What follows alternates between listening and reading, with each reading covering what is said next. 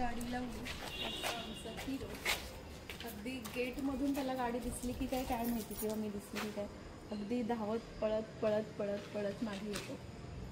कोणतीही ओळख नाही आहे, पण जसं आम्ही इथे राहायला आलो तेव्हापासून तो आमच्या पाठीमागे पाठीमागे येत येत त्याला आमचं घर सापडलं. आता डायरेक्ट घरापर्यंत येतो. आधी पार्किंगलाच गाडी बघायचं, गाडी बघूनच डायरेक्ट मागे मागे मागे मागे यायचा. नित्यनेमाचं काम आहे हे, मागे यायचं.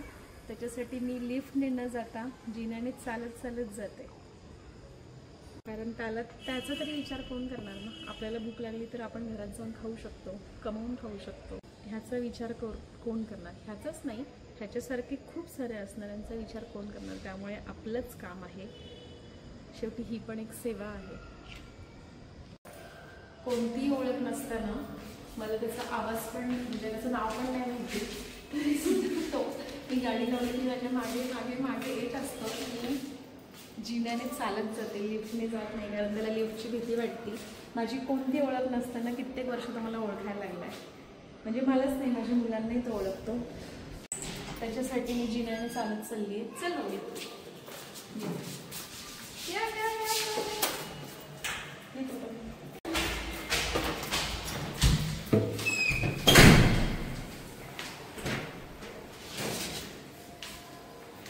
बापरे, दमले एवढं जिना चढून.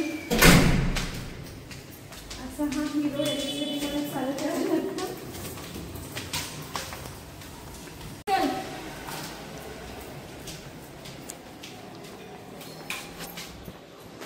माझ्या घरापर्यंत आला आणि त्याला खाऊ घालण्यासाठी त्याला माहिती आहे जेवण करायचं आणि मग आपल्याला खाली जायचंय.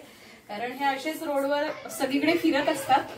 ह्याच्यासारखी खूप जण आहेत, पण ह्याला आमचा इतका लळा लागलाय की तो रोज नित्य नेमाने, माहित नाही तो कुठे गाडी बघतो, गाडी बघत पार्क जिना चढून येतो. तो सगळ्यात मेन म्हणजे त्याला छान प्रकारे दही भात रोजचं जेवण असतं. चल बाहेर बाहेर चल बाहेर म्हणू ये. खूप भूक लागलेली दिसते. अशा प्रकारे तो जेवण करून तो जातो.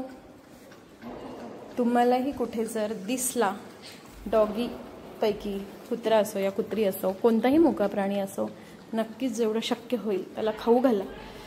कारण मनुष्य व्यतिरिक्त कुणीही खायला देऊ शकत नाही आणि तो आपला धर्मच आहे. आणि बरेचशा लोकांचं असतं की कुत्री चावतात पिसळलेली वगैरे, ठीक आहे, पण आता जर त्यांच्या पोटामध्ये अन्नाचा कणच नसेल तर ते काय खाणार? आपण एक दिवस उपवास पकडला किंवा आपणही जेवण नाही केलं तर आपल्याला वेड लागतं. आणि हा तर मुका प्राणी हो, आपण तरी भांडू शकतो, बोलू शकतो, हा कुठे जाणार? त्यामुळे कुठेही निदर्शनात जरी आलं ना तर बिस्किट म्हणा, जेवढं शक्य होईल तेवढे नक्की मुक्या प्राण्यांना खाऊ घाला. जर तुम्हाला हा व्हिडिओ आवडला तर नक्की लाईक करा, शेअर करा आणि असंच सगळ्यांचे मुक्या प्राण्यांचे पोट भरू दे एवढेच माझे आशीर्वाद. धन्यवाद.